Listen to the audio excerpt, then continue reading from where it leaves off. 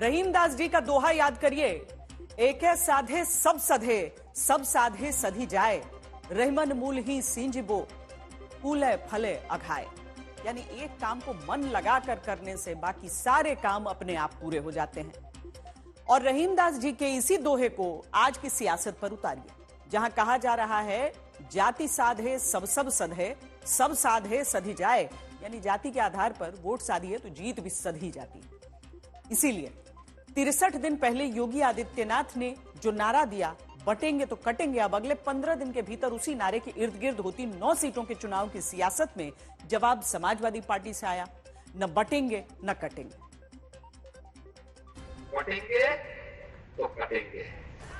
अगर वो कह रहे हैं कि बटो नहीं कटो नहीं, तो पीढ़ी परिवार भी तो नहीं बटेगा, न तो बचेगा न कटेगा, और जो ऐसी बातें करेगा बाद में पिटेंगे। 90 के दशक में बीजेपी को सियासी तौर पर पुष्पित पल्लवित होने के लिए खाद पानी मिला। राम मंदिर के मुद्दे पर नारा आया, मंदिर वहीं बनाएंगे। जातियों को तोड़ हिंदू वोट एकजुट हुआ। 2024 लोकसभा चुनाव में जातिगत वोट बिखरने के बाद वापस योगी आदित्यनाथ बटेंगे तो कटेंगे के नारे से जाति जोड़ने की बात करते हैं। जब हम एक रहेंगे, नेक रहेंगे, तभी नेक रहेंगे। बटेंगे तो कटेंगे।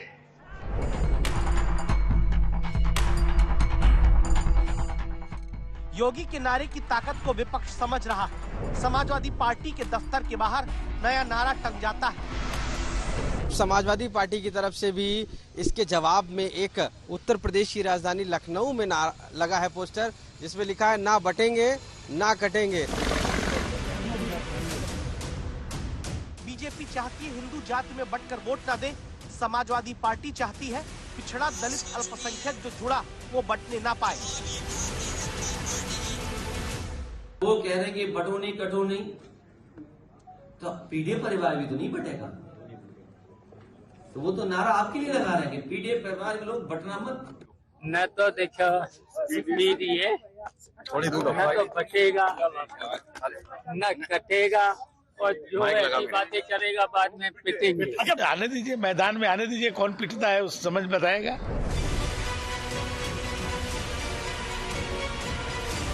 बटोगे तो कटोगे की लड़ाई में सिर्फ नारेबाजी नहीं, दोनों तरफ से रणनीतियां भी हैं। पिछले हफ्ते का वीडियो है जब मथुरा में संघ प्रमुख मोहन भागवत से मिलकर योगी आदित्यनाथ लौटे।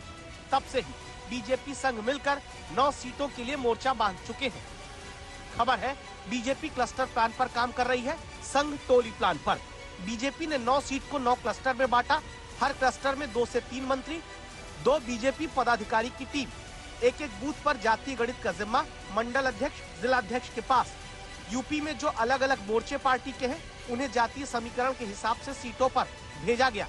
जातियों के क्षेत्रीय नेताओं को जिम्मा मिला, समाज के वोटर को वोटिंग के दिन जागरूक करेंगे। संघ ने उपचुनाव वाली विधानसभा की सीटों के लिए टोलियां तैयार की। हर टोली 5 से 10 लोगों के छोटे ग्रुप के साथ बैठक कर रही है। इस बैठक में संघ कार्यकर्ता बीजेपी का नाम नहीं लेते, न ही जाति की बात करते हैं, बल्कि संघ वाली टोली हिंदुत्व, राष्ट्रवाद के मुद्दे पर फोकस करती है। संघ की टोली सुशासन, राष्ट्रहित, लोक कल्याण के मुद्दे पर बात कर रही है। दावा है संघ ने हरियाणा में इसी टोली प्लान के तहत हजारों बैठकें की। फायदा ये हुआ ओबीसी और दलित वोट बीजेपी का खिसका नहीं बल्कि बढ़ा। हम जाति, भाषा, प्रांत के अगड़ा पिछड़ा भेद से हम करेंगे तो हम कटेंगे।